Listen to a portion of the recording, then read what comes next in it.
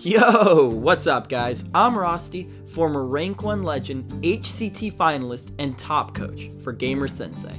Welcome to the Road to Worlds video series, brought to you by Blizzard Entertainment and GamerSensei. We're going to follow the story of Ant and his ascent to the top 4 of the Spring HCT Championships. Specifically, we're going to look at 3 critical games where Ant showcased his expert level knowledge of his decks, highlighting how skill intensive high-level Hearthstone really is. Let's get right into it. We're going to pick things up in Group D. We're going to have Ant on the Token Shaman up against Jason Joe's Mage Paladin. It's turn 3 of Game 1. And looking at the board, I think Ant's got the easiest play of all time. Stonehill Defender on curve, right? Not quite. Ant's actually going to go for the Hero Power plus Evolve here. What's going on? So, Ant realizes that his board, honestly, it's not that great. Adding Stonehill and having a one-attack army isn't really that great at contesting the board. So evolving here is a great call. Not only does it give Ant the best chance of favorably trading against Jason's upcoming minions, but Evolve might also protect his board against a turn 4 Consecration.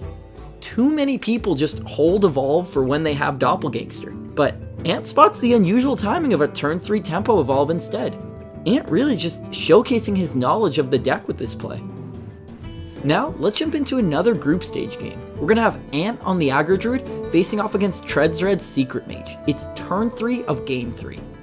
Looking at this board, most people would Innervate out the Hydra because remember, Innervate still gave you 2 mana crystals at the Spring Championships. And then after playing the Hydra, they would trade both of their minions into the Arcanologist to protect the Hydra from a coin fireball play.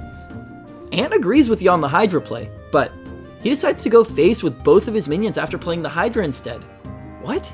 Hydra's ideal to play in this matchup because Mage has such a hard time dealing with it, but Ant very correctly realizing that going all in on the Hydra surviving just isn't necessary. Instead, pushing repetitive damage to keep pressure on the Mage is the much safer play. The punish to leaving up the Arcanologist is that Treadsred can just coin Fireball and trade in his Arcanologist to kill the Hydra. But Ant says go ahead. If you coin Fireball, not only did you use your entire turn to kill 1 minion, you use 2 cards, my minions are still going to be pushing damage, and on top of all that, I'm going to play 2 more minions next turn that you have to deal with. One of the hardest skills to recognize is when do I trade? When do I go face? And too often, even experienced players play it safe by clearing the board when being aggressive is going to win them the game a lot more often. And Ant spots it here. And because of that, he's going to clench out the series.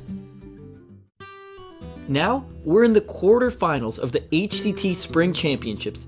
The winner of this match gets a spot at the World Championship.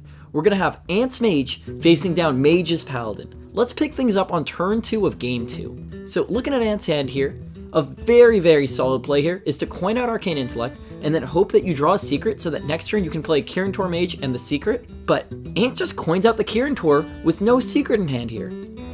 I love this play so much. Ant realizes that, hey, I've got 2 fireballs in my hand, so I want to push as much minion damage as fast as I can. So instead of trying to build up tempo, he goes all in to capitalize on his unusual hand. Ant's going to end up winning the game because of that decision. Even though he loses control of the board, he ultimately kills Mage with burn spells instead, exactly like he planned all the way back on turn 2. This has been Ant's Road to Worlds, and as we've seen, Ant's not going face blindly. He consistently sees unintuitive plays that maximize his chances of winning.